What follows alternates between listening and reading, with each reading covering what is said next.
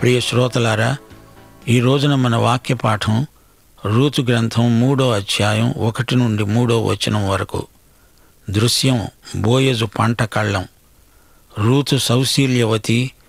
ఆమె పక్షాన నయోమి మాట్లాడుతున్నది, ప్రార్థిస్తున్నది, సలహా చెప్తున్నది, కర్తవ్యాన్ని ఉపదేశిస్తున్నది.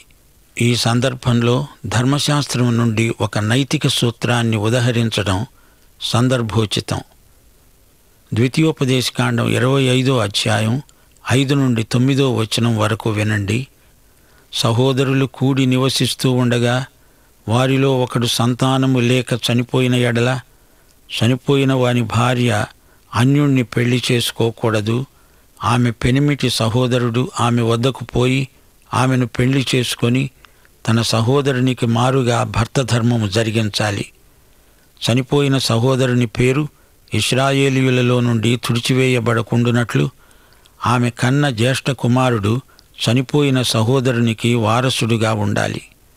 అతడు తన సహోదరుని భార్యను పరిగ్రహింపనొల్లని ఎడల వాని సహోదరుని భార్య పట్టణపు గవినికి అనగా ద్వారమునొద్దకు పెద్దల వద్దకు పోయి చెప్పుకోవాలి. నా పెనిమిటి సహోదరుడు ఇశ్రాయేలీయులలో తన సహోదరునికి పేరు స్థాపించను అంటున్నాడు. దేవర ధర్మము చేయడానికి ఒప్పుకోవటం లేదు. అప్పుడు అతని ఊరి పెద్దలు అతన్ని పిలిపించి అతనితో మాట్లాడిన తరువాత అతడు నిలువబడి ఆమెను పరిగ్రహించడము నాకు ఇష్టము లేదు అన్న ఎడల అతని సహోదరుని భార్య ఆ పెద్దలు చూస్తూ ఉండగా అతని దాపునకు పోయి అతని కాలి నుండి చెప్పు ఊడదీసి అతని ముఖం ఎదుట ఉమ్మివేసి, తన సహోదరుని ఇల్లు నిలుపని మనుష్యునికి ఇలాగే చేయబడుతుంది అని చెప్పాలి. ఇది మోషే ధర్మశాస్త్ర నియమం. దీనిని అనుసరించి రూతు గ్రంథములో కథంతా నడుస్తుంది. ఒక వ్యక్తి సంతానము లేకుండా చనిపోతే ఏమి చేయాలో ధర్మశాస్త్రమే చెబుతున్నది. బోయజు ఈ అధ్యాయంలో ప్రముఖ వ్యక్తిగా కనిపిస్తున్నాడు. రూతు వితంతువు. ఆమె భర్త చనిపోయాడు. ఆమె మంచి వయస్సులో ఉన్న యువతి, సంతానం లేదు. గనుక ఆమె భర్తకు సమీప బంధువైన బోయజు ఆమెను పెండ్లాడితే ఈ సమస్య ఇట్టే తీరిపోతుంది. నన్ను పెండ్లాడు అని అడగడానికి ఆమెకు హక్కు ఉంది. కాని తనకు తానై ఆమె ఎలా అడగగలదు? దేవుడు ధర్మశాస్త్రంలో ఈ నియమాన్ని ఎందుకు రాయించాడు? స్త్రీత్వాన్ని దేవుడు కాపాడాలని ఆ విధంగా ఆజ్ఞాపించాడు. కొందరు స్త్రీలంటారు, బైబిల్ అంతా పురుషాధిక్యాన్ని సమర్థిస్తుంది అని. అది తప్పు అభిప్రాయం. స్త్రీల హక్కులను బైబిల్ సమర్థిస్తుంది. దేవుడు పక్షపాతి కాడు. అంతేకాదు, భూ సంబంధమైన యాజమాన్యపు హక్కులను కూడా దేవుడు కాపాడుతాడు. ప్రతి కుటుంబానికి వాగ్దత్త భూమిలో ఒక వాటా ఉన్నది. 50 సంవత్సరాలకు ఒకసారి హితవత్సరం వస్తుంది. అప్పుడు అమ్మబడిన భూములు గాని తాకట్టు పెట్టబడినవి గాని విడుదల అవుతాయి. ఎవరి భూమి వారికి వస్తుంది. అందుకే ఈ వివాహ నియమం ధర్మశాస్త్రంలో పేర్కొనబడింది. అన్యుణ్ణి పెళ్లాడకూడదు. దగ్గర బంధువును, దాయాదిని లేదా జ్ఞాతిని పెళ్లాడాలి. లేకపోతే ఆస్తి హక్కులు పోతాయి. ఇప్పుడు రూతు విషయం చూడండి. రూతు భర్త చనిపోయాడు. అతని భూమి ఎవరికో అమ్మబడింది. ఇప్పుడు ఆమె బీదరాలు. బోయజు చనిపోయిన ఆమె భర్తకు సమీప బంధువు. తనను పెండ్లాడమని అడగడానికి రూతుకు హక్కుంది, నిజమే. బోయజు అడగకూడదు. తనను పెండ్లాడమని చొరవ తీసుకొని రూతే అడగాలి. అయితే ఇక్కడ మరొక చిక్కు వచ్చింది. బోయజు కంటే దగ్గర బంధువు మరొకడున్నాడు. రూతుకు ఇష్టమైతే అతన్ని అడగవచ్చు. అయితే రూతు ఎవరిని కోరుకుంటుంది? అందుకే రూతు స్వయాన వచ్చి తాను ఎవరిని చేసుకోగోరుతున్నదో చెప్పాలి. అంతవరకు బోయజు ఏమీ చేయలేడు. బోయజు ఎదుటికి వచ్చి మాట్లాడేటంత ధైర్యం రూతుకు లేదు. అందుచేత నయోమి ఈ విషయంలో చొరవ తీసుకొని మాట్లాడుతున్నది. ఈ అధ్యాయంలో పంట కళ్ళమును చూడండి. వృత్తిరీత్యా అక్కడి ప్రజలు రైతులు, వ్యవసాయం చేసుకుంటారు. పంట కళ్ళంలోనే పెళ్లి చూపులు, పంట కళ్ళల్లోనే స్వయంవరం. కళ్ళం కొండ మీద ఉంటుంది. అక్కడే ధాన్యాన్ని తూర్పారపడతారు. గాలి బాగా వస్తుంది. అందుచేత తూర్పార పట్టడానికి అది అనువైన స్థలం. మీకు జ్ఞాపకం ఉన్నదా? గిద్యోను ధాన్యాన్ని దొళ్ళగొట్టుకునేటప్పుడు ద్రాక్షల తొట్టిలో ఉన్నాడు. కొండ మీద పంట కళ్ళంలో ధాన్యం తూర్పారబట్టడానికి అతనికి ధైర్యం చాలలేదు.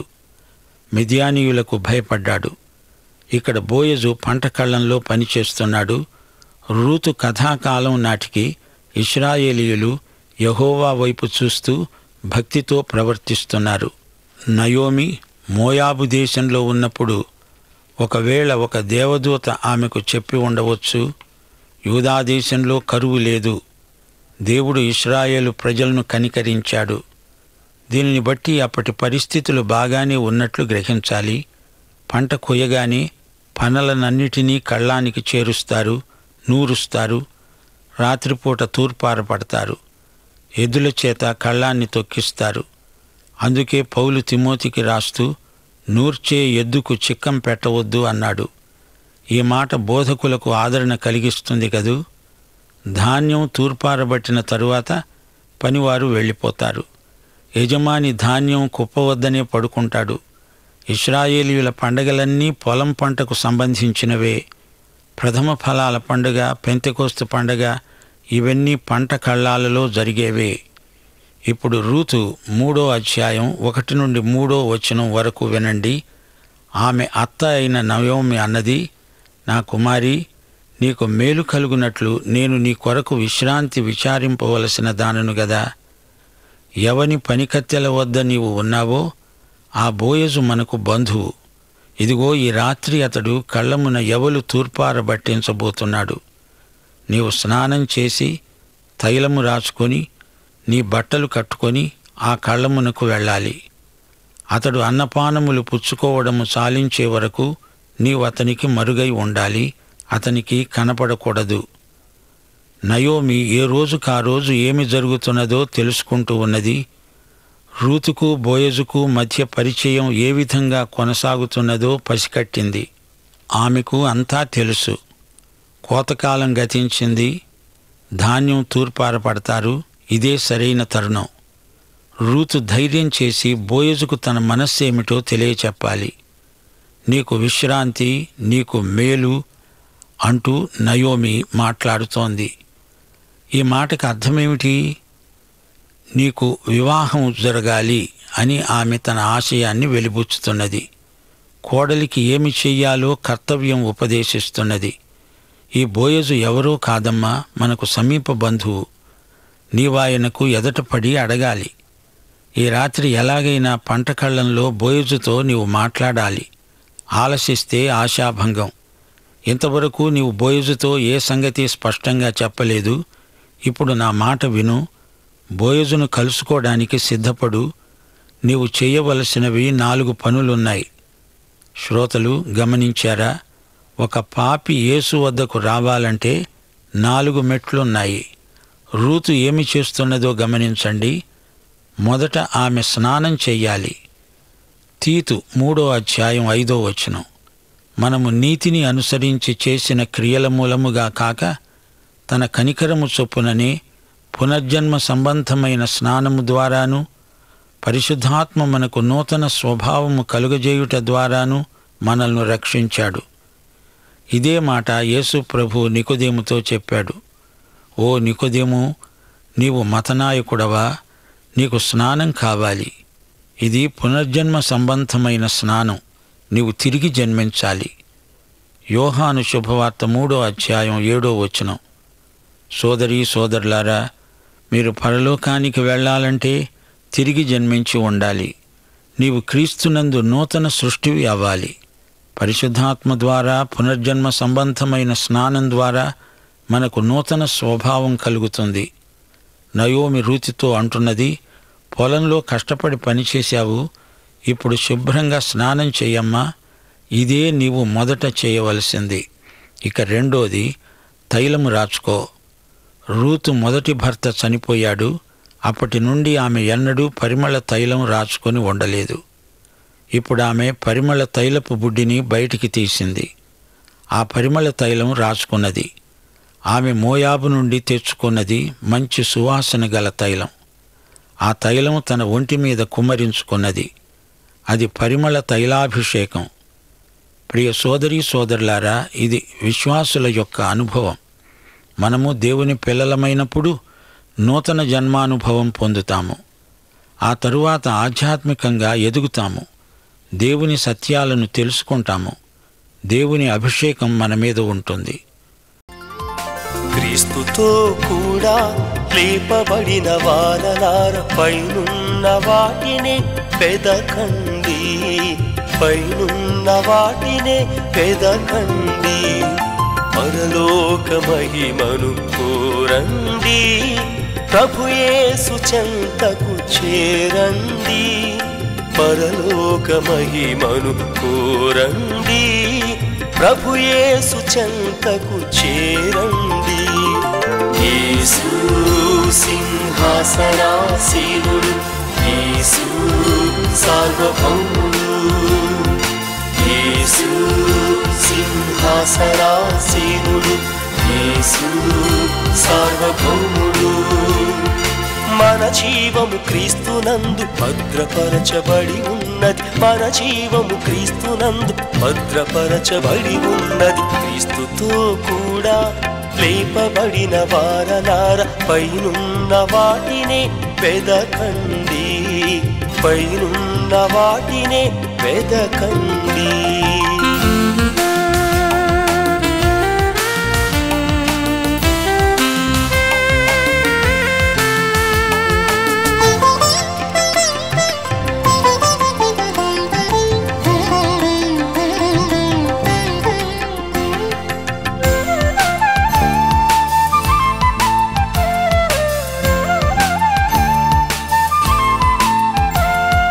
క్రీస్తునందు జీవం మన ఉనికి, క్రీస్తునందు నిత్యత్వము మనదే.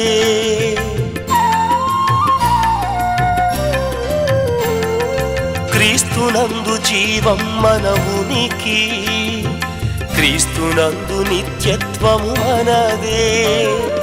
పరలోకము మన గమ్యం, పరదేశులమీ భువిలో. పరలోకము మన గమ్యం, పరదేశులమీ భువిలో.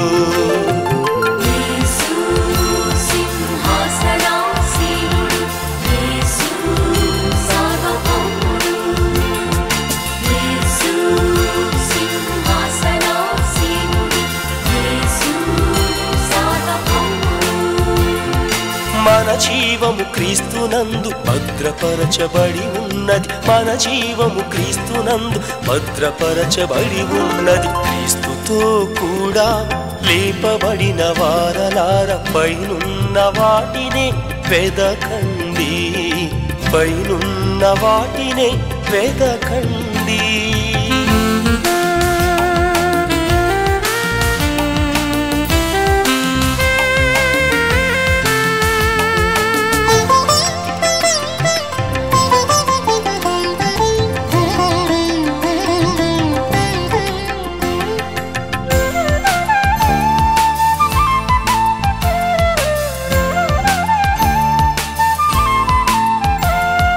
పైనున్నవాడు యేసు, యేసుకు అంతా పాదాక్రాంతం.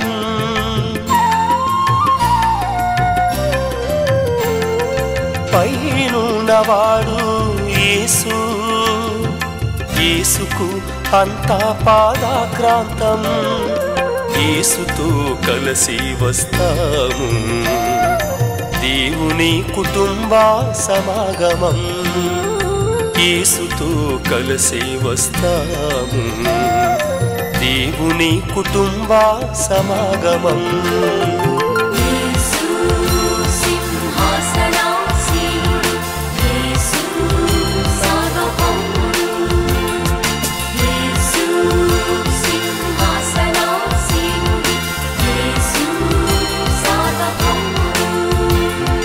మన జీవము క్రీస్తునందు భద్రపరచబడి ఉన్నది, మన జీవము క్రీస్తునందు భద్రపరచబడి ఉన్నది. క్రీస్తుతో కూడా లేపబడిన వారలార పైనున్న వాటినే వెదకండి, పైనున్న వాటినే వెదకండి.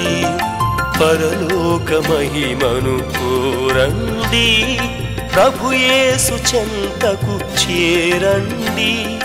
పరలోక మహిమను కోరండి, ప్రభుయేసు చెంతకు చేరండి.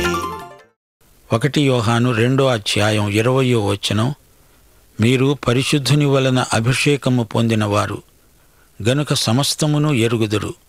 అనగా దేవుని ఆత్మ మనకు సర్వసత్యమును బోధిస్తాడు. దేవుని ఆత్మ ప్రబోధం మనకు అవసరం. పరిశుద్ధాత్మే మన బోధకుడు. దేవుని వాక్యము దైవ ప్రేరిత గ్రంథం. బైబిలులో ఉన్నది మానవ జ్ఞానం కాదు, దివ్య జ్ఞానం. ఆధ్యాత్మిక విషయాలు గ్రహించాలంటే పరిశుద్ధాత్మే మనకు బయలుపరచాలి. 1 కొరింథీ 2:9-10 దేవుడు తనను ప్రేమించే వారి కొరకు ఏవి సిద్ధపరిచాడో అవి కంటికి కనబడలేదు, చెవికి వినబడలేదు, మనుష్య హృదయానికి గోచరము కాలేదని రాయబడింది. మనకైతే దేవుడు తన ఆత్మ వలన బయలుపరిచి ఉన్నాడు. దేవుని ఆత్మ మనల్ని సర్వసత్యములోకి నడిపిస్తాడు. పరిశుద్ధాత్మ అన్నిటినీ, దేవుని మర్మములను కూడా పరిశోధిస్తున్నాడు. సోదరీ సోదరులారా, మనము తిరిగి జన్మించినప్పుడు దేవుని ఆత్మాభిషేకం పొందాము. 1 యోహాను 2:27 ఆయన వలన మీరు పొందిన అభిషేకము మీలో నిలిచి ఉన్నది గనుక ఎవడునూ మీకు బోధించనక్కరలేదు. ఆయన ఇచ్చిన అభిషేకము సత్యమే కాని అబద్ధము కాదు. అది అన్నిటిని గురించి బోధిస్తున్న ప్రకారముగాను, ఆయన మనకు బోధించిన ప్రకారముగాను ఆయనలో మీరు నిలుస్తారు. అలా నిలిచి ఉండండి. దేవుడు మనకు బోధకులనిచ్చాడు, వారు మనకు అవసరం. అయితే పరిశుద్ధాత్మ మనకు మహామహోపాధ్యాయుడు. అది రహస్యం. సరే, రూతు స్నానం చెయ్యాలి, పరిమళ తైలం రాసుకోవాలి. ఇక 3వది, నీ బట్టలు కట్టుకో. ఇదిగో కోడలా, నా కుమారుడు బ్రతికి ఉన్నప్పుడు అతనికి ఇష్టమైన శ్రేష్టమైన దుస్తులు వేసుకునేదానివి. ఆ దుస్తుల్లో నీవెంతో అందంగా కనపడేదానివి. ఆ బట్టలు ఇప్పుడు బయటికి తీయి. పొలంలో పనిచేసేటప్పుడు నీవు కట్టుకున్న బట్టలు అవతల పెట్టేయి. ఈ విధంగా అత్త కోడలిని సిద్ధపరిచింది. ప్రియ సోదరీ సోదరులారా, ఎవరైనా క్రీస్తు దగ్గరికి వచ్చి ఆయనను రక్షకుడుగా అంగీకరించి దేవుని బిడ్డ అయినప్పుడు యేసుక్రీస్తే వారికి నీతి అవుతున్నాడు. ఆయన మన పాపాలు పరిహరిస్తాడు, నూతన జన్మ ప్రసాదిస్తాడు. అంతేకాదు, తన నీతిని మనకు ప్రసాదిస్తాడు. ఇదే నీతి వస్త్రం. రోమాపత్రిక 3:22 అది యేసుక్రీస్తునందలి విశ్వాసమూలమైనదై నమ్మే వారందరికీ కలిగే దేవుని నీతి అయి ఉన్నది. మనము నీతి వస్త్రాలు ధరించుకొని ఉన్నాము. యేసు నీతి మన నీతి అవుతున్నది. ఆయన యందు మనము సంపూర్ణులము, క్రీస్తునందు అంగీకరించబడి ఉన్నాము. ప్రియ శ్రోతలు, మీకు ఈ నీతి వస్త్రాలు ఉన్నాయా? విశ్వాసికి యేసు ఇచ్చిన నీతి వస్త్రం ఎంతో విలువైనది. యేసు ప్రభు ధరించిన అంగీ కుట్టులేనిది, నేయబడినది మాత్రమే. సిపాయులు ఆయన అంగీ కోసం చీట్లు వేశారు. గాని మన నీతి వస్త్రం యేసుక్రీస్తే. రోమాపత్రిక 4:25 ఆయన మన అపరాధముల నిమిత్తము అప్పగింపబడి మనము నీతిమంతులముగా తీర్చబడుటకై లేపబడ్డాడు. దేవునికి స్తోత్రం. 2 కొరింథీ 5:21 మీ హృదయాలపై ఈ వచనాన్ని ముద్రించుకోండి. మనమాయన యందు దేవుని నీతి అగునట్లు పాపమెరుగని ఆయనను మన కోసము పాపముగా చేశాడు. ఇక రూతు చేయవలసిన 4వ పని, ఆ కళ్ళమునకు వెళ్ళు, బోయజును కలుసుకో, అతనికి చెప్పుకో, నీవే నా బంధు విమోచకుడవు అని ఒప్పుకో, వెళ్ళు. సోదరీ సోదరులారా, నయోమి కోడలను కుమారి అని పిలుస్తున్నది. కోడలైనా రూతు తనకు కూతురు కంటే ఎక్కువ. బోయజు, రూతు ప్రతిరోజు కలుసుకుంటున్నారు, ఒకరినొకరు చూచుకుంటున్నారు. ఒకరి పట్ల ఒకరికి సదభిప్రాయం ఉంది, సదవగాహన ఉంది. రాను రాను పరిచయం వృద్ధి అవుతున్నది. నయోమి బోయజును బాగా ఎరుగును. అతడు ఎలీమెలెకుకు సమీప బంధువు. అది కోత సమయం. యవలు అనగా బార్లీ ధాన్యం. రూతు ప్రతిరోజు పొలానికి వెళ్ళుతున్నది. తూర్పారబట్టే సమయం వచ్చింది. నయోమి తన అనుభవ జ్ఞానాన్ని పురస్కరించుకొని సమయం మించిపోకముందే రూతును ప్రేరేపించి బోయజు దగ్గరికి పంపిస్తున్నది. రూతులాగే ఇంకా అనేక మంది స్త్రీలు పొలంలో పనిచేసేవారున్నారు. రూతు అందరిలాంటి యువతి కాదు. ఈమెలో ఒక ప్రత్యేకత ఉన్నది. రూతుకు అన్ని విధాలా తగిన వరుడు బోయజు. బోయజు సాధారణ వ్యక్తి కాడు. అతనిలో ఉత్తమ సౌశీల్యం ఉన్నది. రూతుతో మాట్లాడుతూ నా కుమారి అంటున్నాడు. ఎంత మర్యాద, ఎంత గొప్ప సభ్యత! వయస్సులో రూతు కంటే పెద్దవాడే, కాని బోయజు ఏమీ మాట్లాడలేకపోతున్నాడు. రూతు మనస్సులో ఏమున్నదో అతనికి తెలియదు. నయోమికి ధర్మశాస్త్రం బాగా తెలుసు. అందుకే ఆమె ఈ సంబంధాన్ని ప్రతిపాదిస్తున్నది. రూతుకు ధర్మశాస్త్రం ఏ హక్కు ఇచ్చిందో నయోమికి తెలుసు. ఆమె యూదురాలు. సమీప బంధువు ఈమె కోరితే తప్పక ఈమెను పెండ్లాడవలసి వస్తుంది. నయోమి రూతుకు ఒక తల్లిలాగా ఈ వివాహాన్ని కుదిర్చి తన ప్రేమానురాగాలను వ్యక్తం చేస్తున్నది. బోయజు కూడా ధర్మశాస్త్ర నిబంధనను మీరడానికి వీల్లేదు. రూతు పవిత్రశీలము, బోయజు ఆధ్యాత్మిక వ్యక్తిత్వము, ఈ రెండూ నయోమికి నచ్చాయి. రూతు బోయజును కలుసుకోవడం, తన పరిస్థితి చెప్పుకోవడం, బోయజు సమ్మతించడం ఇవి మామూలుగా యూదుల మధ్య ఎక్కడైనా జరిగే సంఘటనలే. బోయజు రూతును ప్రశంసిస్తున్నాడు. ఆమె ఎట్టి శోధనలో పడకుండా తన శీలాన్ని కాపాడుకున్నది. గతించిన తన భర్త పట్ల తనకు గల గౌరవాన్ని తన ప్రవర్తన ద్వారా వ్యక్తం చేసింది. రూతు తన భర్త చనిపోయినది మొదలుకొని తన అత్తతో కలిసి మంచి సాక్ష్యం కలిగి ఉండడం ఒక ప్రత్యేక ఆకర్షణ. సోదరీ సోదరులారా, ముగింపులో మీకు మరో సత్యాన్ని చూపగోరుతాను.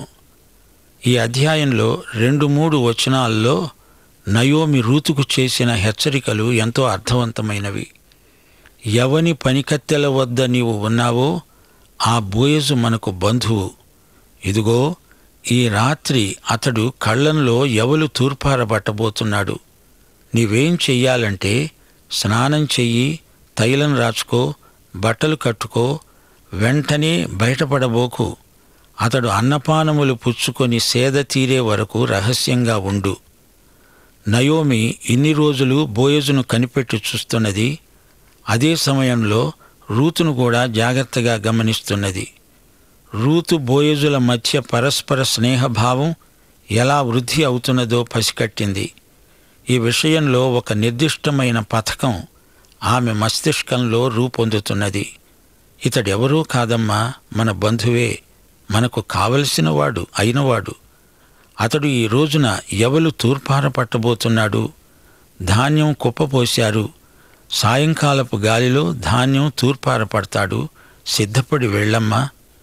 సోదరీ సోదరులారా, మన జీవితాలలో కూడా మనకు కలిగే కష్టనష్టాలు మనల్ని తూర్పారపడతాయి. శ్రమలు మనకు అనుభవాన్ని, ఓర్పును, నిరీక్షణను కలిగిస్తాయి. మనకు ఈ క్రమశిక్షణ అవసరం. సోదరుడా, సోదరి, నీవెంతకు రక్షించబడ్డావా లేదా? పాఠం సమాప్తం. యెహోవా మిమ్ములను ఆశీర్వదించి కాపాడునుగాక. యేసుక్రీస్తు మీకు తన సన్నిధి కాంతిని ప్రకాశింపచేసి మిమ్మును కరుణించునుగాక. పరిశుద్ధాత్మ మీ మీద తన సన్నిధి కాంతి ఉదయింపచేసి మీకు సమాధానము కలుగజేయునుగాక. ఆమేన్. హితవత్సరము అనగా ఎన్ని సంవత్సరములు? హితవత్సరము అనగా ఎన్ని సంవత్సరములు? 1 50, 2 75, 3 100. ఈ ప్రశ్నకు సరైన జవాబును ఈ వాట్సాప్ నంబర్కు పంపండి. మా వాట్సాప్ నంబర్ 9399525570.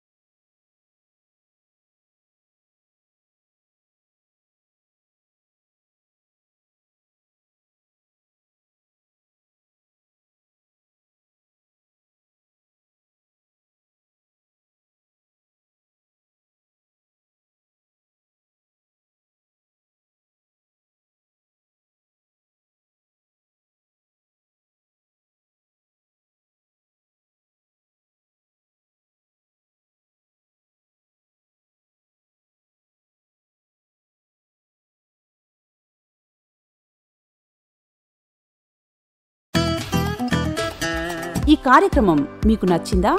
అయితే వెంటనే మిస్డ్ కాల్ ఇవ్వండి. బహుమతి పొందే విజేత మీరే కావచ్చు.